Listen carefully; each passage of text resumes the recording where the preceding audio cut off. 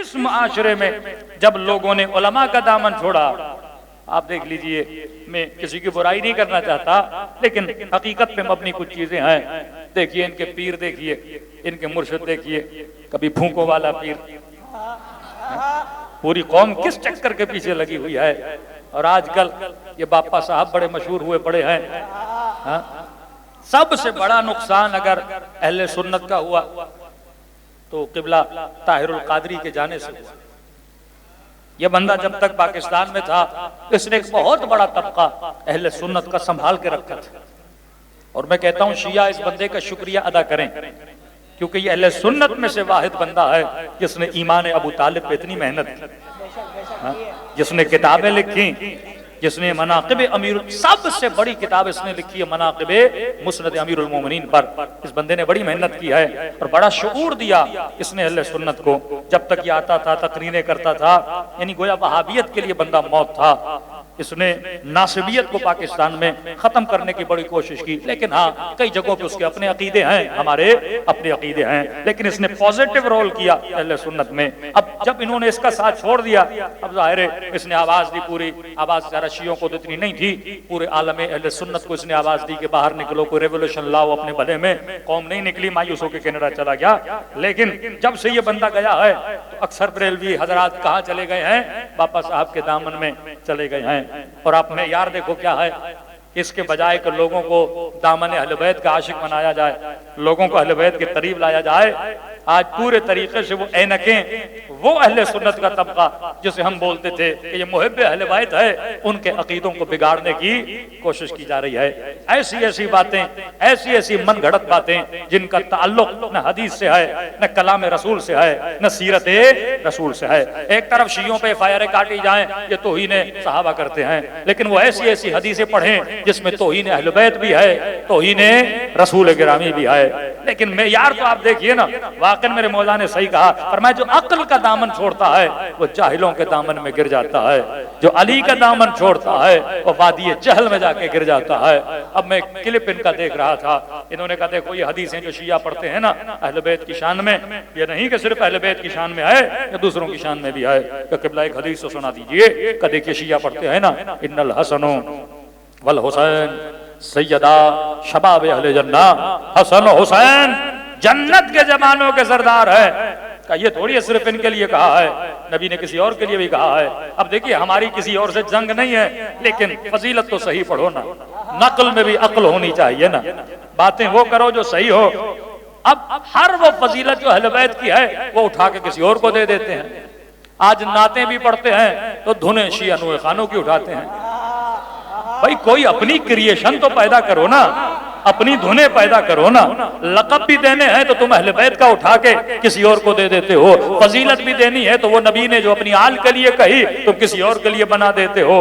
मैंने कहा तेरे कहने से न कोई जर्रार बनता है। दुनिया का आसान तरीन काम है नाम रखना, दुनिया का आसान तरीन काम है नाम रखना। अब आपकी मर्जी, किसी बंदे का नाम रखो, शेर अली, गुलाम अली, खादिम अली। अब जरूरी थोड़ी है शेर नाम रखने से बंदा शेर बन जाए, जरूरी थोड़ी है गुलाम नाम रखने से बंदा गुलाम बन जाए। सलमान का नाम गुलाम अली नहीं था, पर किरदार वह अली का गुलाम था। नाम रखना कायनात का आसान तरीन काम है। मुश्किल क्या है? उस सिफत को अपने वजूद में पैदा करना। आज सिफात की है, ये शियों से क्यों लड़ रहे हैं? सिफात की वजह से ना, कहते हम झूठे लक़ब देंगे, फजीलतें पढ़ेंगे, और आप क्या करो, उस फजीलत पे वाहवा करो।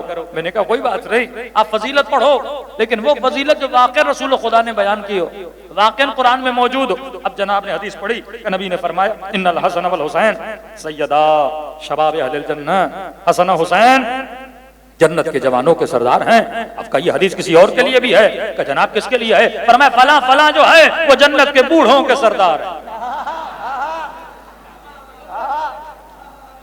भाई नकल में भी अकल होनी चाहिए। फला फला जन्नत के बूढ़ों के सरदार हैं। मैंने कहा पहले ये तो साबित कर बूढ़े जन्नत में जाएंगे। तू उन जनाब की भी तौहीन कर रहा है, और जिन बूढ़ों को उनका सरदार बना रहा है उनकी भी तौहीन कर रहा है, क्योंकि बूढ़े जब पहुंचेंगे जन्नत कहेगी खुद को स्कैन करवाओ, अगर जवानी है नहीं तो जन्नत में कैसे जाएगा। और मैंने कहा दूसरा बूढ़ा जन्नत में जाके करेगा क्या।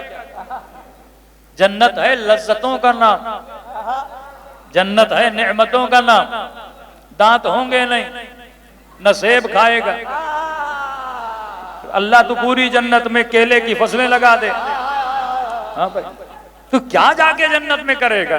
फिर मैंने कहा नबी की उस हदीस का क्या करेगा कि अपने असहाब के दरमियान बैठ के कहने लगे सुनो, जन्नत में कोई बूढ़ा नहीं जाएगा, जन्नत में कोई नाबीना नहीं जाएगा। बूढ़े बूढ़ियां परेशान हो गए, या रसूल नमाजें पढ़ पढ़ के घुटनों में दर्द हो गया और आप अजीब इशारा दे रहे हैं कि जन्नत में बूढ़े नहीं जाएंगे। या रसूल अल्लाह आंखें नहीं तो क्या हुआ, हमने तेरी हदीसें याद की, तेरा कुरान याद किया, हम भी जन्नत में नहीं जाएंगे।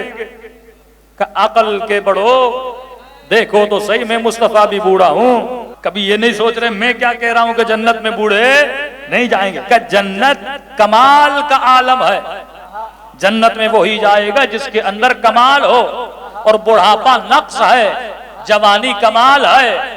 जो बूढ़े भी होंगे खुदा उनको जवान करके जन्नत में भेजेगा। तभी ये नहीं कहा कि हसन और हुसैन जन्नत के बच्चों के सरदार हैं, जब कहा था वो बच्चे थे। जैसे आजकल के बाज मुफ्ती कहते हैं ना, बच्चों में जिसने सबसे पहले ईमान लाया वो अली थे। भाई सीधा बोल दो, जिसने सबसे पहले ईमान लाया। ये क्या है, बच्चों में, बूढ़ों में, अधेड़ों में किसने पहले ईमान लाया। मैंने कहा ये कैसी तकसीम बंदी है। सीधा बोल दो कि जिस फजीलत है जिसने सबसे पहले ईमान लाया। अब किसी ने 20 में लाया, किसी ने 40 में लाया, किसी ने बुढ़ापे में लाया, वो तो बात की बात है ना। अब भाई इस्लाम का ऐलान हुआ, कोई बंदा 60 का था, कोई 40 का था, अब उसका क्या कसूर कि वो 40 का या 60 का है। ये फजीलत थोड़ी है, फजीलत ये है जो सबसे पहले ईमान लाए। तो तकसीम नबी ने ये नहीं की कि बच्चों के जन्नत में सरदार हसन और नहीं, जन्नत के जवानों के सरदार हसन और हुसैन है। अब मन घड़त हदीसें, मैं फिर कहता हूं, दामन अहल बैत की दूरी बंदे को ऐसे दामनों में जकड़ देती है, अक्ल की दूरी बंदे को वादी जहालत में ले जाती है। अगर सदाकत से हटोगे तो निजासत में जाओगे, अगर तहारत से हटोगे तो गुमराहियों में जाओगे। ये दामन वो है जो तुझे निजासतों से, मुआशरे की परेशानियों से निकाल कर तुझे हिदायत के रास्ते पे लाता है।